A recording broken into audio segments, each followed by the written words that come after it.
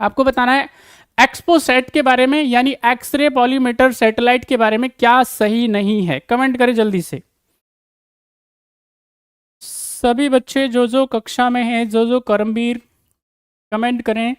और क्या मेरी बात आपको समझ में आ रही है कि नहीं आ रही है, थोड़ा ये भी बता दिया करें। कुछ बात पल्ले पड़ रही है आपको? अगर मेरी बात आपको समझ में आ रही है तो कमेंट कर दिया करें, और ना भी समझ में आ रही हो तो भी बता दिया करें, ताकि हम रिपीट कर पाएँ आपको वापस से।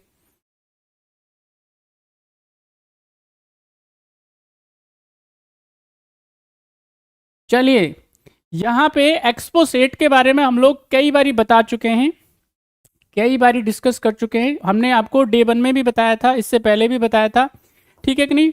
आपको याद रखना है फर्स्ट डे ऑफ जनवरी 2000, याद रखना है 24। ये जो प्रोग्राम है ये लास्ट ईयर से ही बनाया जा रहा था बराबर से, लेकिन यहाँ पे इसको क्या किया गया है, इसको अंजाम दिया गया है कब, 1 जनवरी को। तो यहाँ पे जो एक्सपोसेट है, जिसको हम लोग बोलते हैं एक्सरे पॉलीमीटर सैटेलाइट, तो यहाँ पे इसको क्या किया गया है, समझ लीजिए, लॉन्च करा गया है बेसिकली। और यहाँ पे जब हम बात करेंगे किसके बारे में, एक्सपोसेट के बारे में, तो ये क्या है, दूसरा पॉलीमेट्री मिशन है।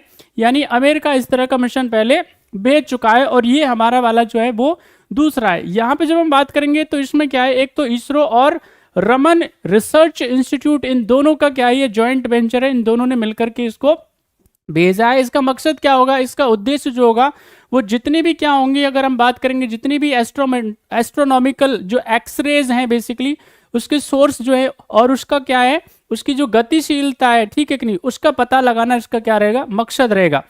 हम जानते हैं अच्छे से कि जो एक्सरेज होती हैं, ठीक है, एक्सरेज जो होती हैं ये शॉर्ट वेवलेंथ वाली होती हैं, शॉर्ट इनकी वेवलेंथ होती है। अगर वेवलेंथ की मैं बात करूं तो 0.3 से लेकर के और 3 नैनोमीटर के आसपास इनकी वेवलेंथ होती है। इसका मतलब क्या होता है, शॉर्ट वेवलेंथ जब होगी तो इनमें क्या होगा, एनर्जी ज़्यादा होगी, हीट ज़्यादा होगी बेसिकली। तो उसी का स्टडी करना, यानी कि आप देखेंगे कि जितनी भी क्या होती हैं अंतरिक्ष में गतिविधियां होती हैं, जो एस्ट्रोनॉमिकल एक्टिविटीज़ होती है, उन पे नज़र रखना, चाहे वो हाइपरबोलिक एक्टिविटीज़ हो सकती हैं, धूमकेतु हो सकता है, तमाम चीज़ों पे क्या रखेंगे, यहाँ पे नज़र रखेंगे, और उसके बारे में यहाँ से हमको क्या मिलेगी, जानकारी मिलेगी। तो फिलहाल इसका आंसर हो जाएगा क्वेश्चन नंबर 3 का D is the right answer. तो जिन जिन बच्चों ने डी आंसर दिया उन सबका सही है।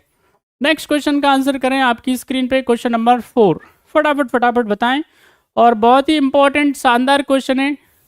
हम खूब लंबा चौड़ा डिस्कशन है इस पर कर चुके हैं, अब जल्दी आंसर करें आप। क्वेश्चन है, किन को 16वें वित्त आयोग के अध्यक्ष नियुक्त किया गया है, जल्दी बताइए, फटाफट फटाफट आंसर करें। क्वेश्चन आपकी स्क्रीन पे बताएं।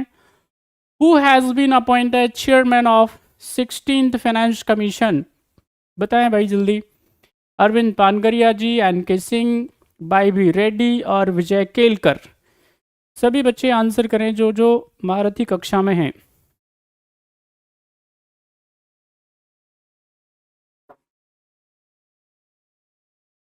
चलिए भाई, जिन जिन महारथियों ने जवाब दे दिया है बढ़िया है।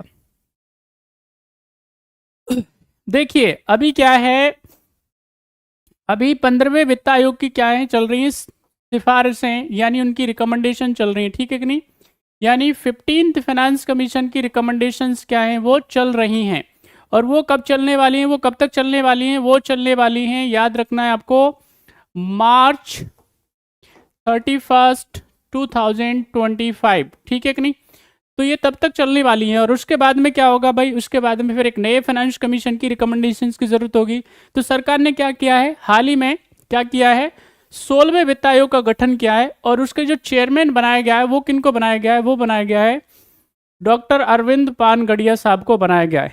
डॉक्टर अरविंद पानगड़िया साहब की जब हम बात करेंगे तो ये क्या रहे हैं, नीति आयोग के पहले वाइस चेयरमैन रहे हैं, बात समझ रहा है। नीति आयोग के क्या रहे हैं, ये वाइस चेयरमैन रहे हैं, ठीक है कि नहीं। नीति आयोग बनता है कब, आप जानते हैं, 15 से लेकर के और 17 तक ये क्या रहे थे, ये नीति आयोग के वाइस चेयरमैन रहे हैं, क्योंकि एक्स ऑफिशियो जो चेयरमैन होते हैं वो प्राइम मिनिस्टर होते हैं नीति आयोग के। दूसरे यहाँ पे क्या रहे हैं, ये G20 के शेरपा रहे हैं। G20 के शेरपा का पद इनके पास में पहले से रहा है। इसके अलावा की जब हम बात करेंगे तो ये हमारे देश के क्या हैं, प्रमुख क्या हैं, अर्थशास्त्री हैं, इकोनॉमिस्ट हैं। यहाँ पे इन्होंने अलग अलग पदों पे क्या किया है, काम किया है। और साथ ही साथ में ये जो दुनिया की फेमस यूनिवर्सिटी है जिसका नाम है नालंदा यूनिवर्सिटी, उसके क्या रहे हैं, चांसलर रहे।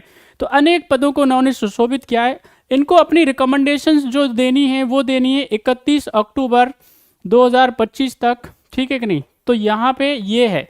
जब हम बात करेंगे किसके बारे में, फाइनेंस कमीशन के बारे में, वित्त आयोग के बारे में बात करेंगे, तो फाइनेंस कमीशन जो है, वित्त आयोग जो है वो क्या है, एक कॉन्स्टिट्यूशनल बॉडी है, एक संवैधानिक निकाय है।